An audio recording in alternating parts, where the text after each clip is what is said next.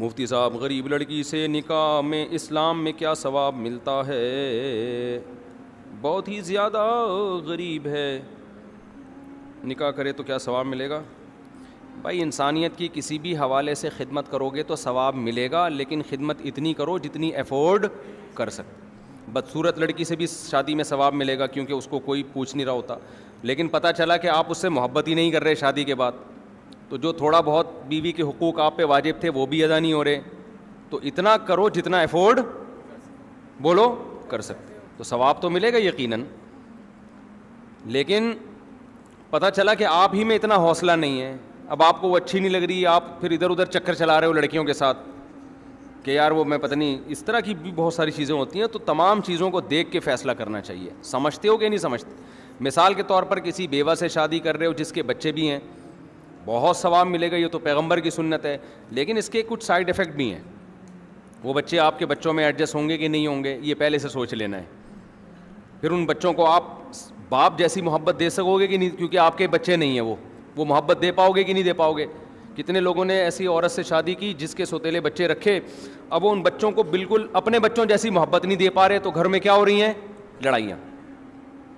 اور انہوں نے شادی سے پہلے بڑے وعدے کر لیے تھے کہ میں ان بچوں کو بالکل اپنے بچوں کی طرح پالوں گا، اب کرنے سے پہلے مجھ سے مشورہ لیا نہیں، کرنے کے بعد مشورہ لے رہے ہیں۔ میں نے کہا یہ نیچرل نہیں ہے، آپ اپنے بچوں کو جس طرح محبت دیتے ہو دوسرے کے بچوں کو دے نہیں سکتا انسان، مشکل ہو جاتی ہے۔ تو میں جو بھی بیوہ سے نکاح کریں، طلاق یافتہ سے بچے پالیں ضرور، لیکن کچھ ایگریمنٹ شروع میں کر لیں، وہ ایگریمنٹ بھی بتا دیتا ہوں، بات کمپلیٹ ہو جائے گی۔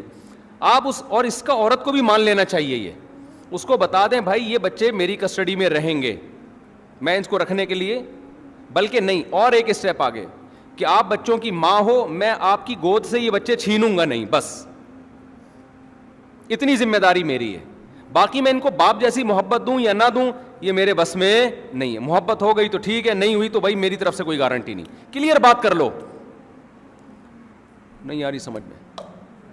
دیکھو میں نے بھی اپنا تجربہ بھی شیئر کر دیتا ہوں نا۔ میری جب ایک دفعہ شادی ہوئی تو یہ تھی 2007 یا 8 میں، تو مجھے بھی 2 سوتیلے بچے جہیز میں ملے تھے، اب تو الحمدللہ بڑے ہو گئے، بیٹی کی شادی بھی ہو گئی، ہماری گھر سے رخصت ہوئی الحمدللہ، اپنے بچوں کی طرح ہی پالا ہم نے اس کو، محبت بھی۔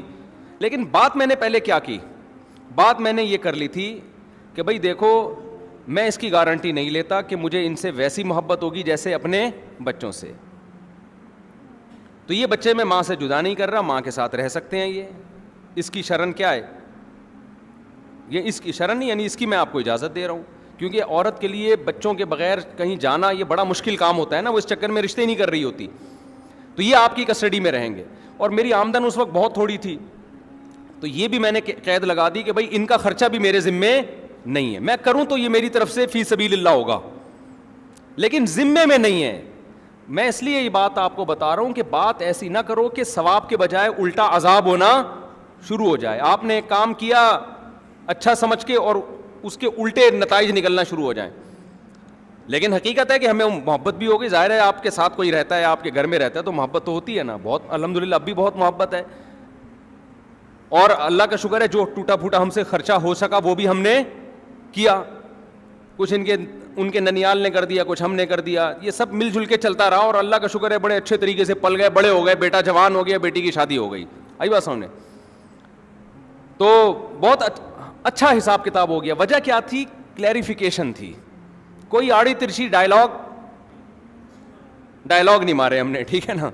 لوگ کیا کرتے ہیں ایسے ثواب کے لیے نا، ثواب بھی انشاءاللہ ملا ہوگا کہ نہیں ملا ہوگا، بچے پل گئے ہماری کسٹڈی میں، بڑے ہو گئے، بچی کے تو سب سے بڑا مسئلہ ہوتا ہے شادی ہو کے رخصت ہو جائے، وہ یہ کام بھی ہو گیا، اور اب بھی اپنی بیٹی سمجھتا ہوں الحمدللہ میں اس کو، کبھی کوئی سسرال میں تھوڑی بہت اونچی نیچ جو ہمارے پاس ہی کیس آتا ہے، تو داماد کو ہم اسی طرح سے آنکھیں دکھاتے ہیں جیسے اپنے دوسرے والے داماد کو آنکھیں دکھاتے ہیں، بھائی بس سامنے فرق الحمدللہ عملی طور پر ہے نہیں، لیکن بات کلیئر ہونی چاہیے۔ بات کیا ہونی چاہیے؟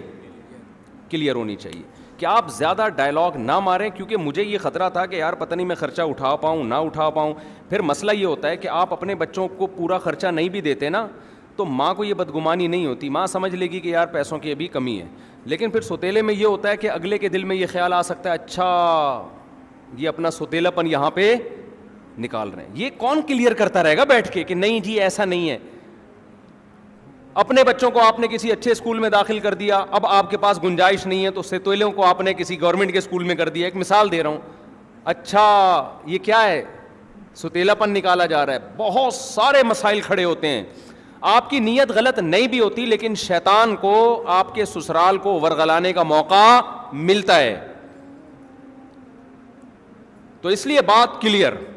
تو جب بھی طلاق یافتہ عورت سے شادی کرو, جس کے بچے بھی رکھو یا بیوہ سے, تو پہلے بتا دو بھائی میری شادی آپ سے ہو رہی ہے, میں اتنا احسان آپ کے اوپر کر رہا ہوں کہ بچے آپ کی گود سے چھین نہیں رہا, بچے آپ کے ساتھ رہیں گے لیکن یہ آپ کے بچے ہیں. سمجھ میں آ رہی ہے بات؟ مجھ سے جو ہو سکا میں ان کو محبت دینے کی کوشش, اور اس طرح سے چلو گے نا تو محبت ہو بھی جائے گی, اپنے لگنے بھی لگیں گے وہ, کیونکہ اب آپ فری ہو جاؤ گے, کوئی تانا مجھے نہیں ملے گا. تو یار انسان گدھا پال لیتا ہے نا, اس سے محبت ہو جاتی ہے. بچے پالنے سے, انسان پالنے سے نہیں ہو جائے گی کیا؟ اور بیٹیاں تو ویسے ہی بہت انسان کو اچھی لگتی ہیں یار, جو چھوٹی بچی جب آپ کی گود میں ہو تو وہ تو ویسی پیاری لگتی ہے, انسان کو محبت ہو جاتی ہے. لیکن بات کلیئر ہو. وجہ اس کی ہے کہ اگر یہ بات کلیئر نہیں ہوئی نا تو پھر تو تباہی ہے, بربادی. ایسے ہوئے, ایک صاحب نے شادی کی ہے, وہ اتنی ٹینشن میں آیا ہوا ہے, کہہ رہے یار میں اپنے سوتیلے بچوں پہ جتنا بھی خرچ کروں تو سسرال کو یہی شکایت ہوتی ہے کہ کنجوسی دکھا رہے ہیں. بدگمانیوں کا دور ہے آج کل. تو اس لیے یہ بات کلیئر کر دینی چاہیے. سمجھتے ہو کہ نہیں سمجھتے؟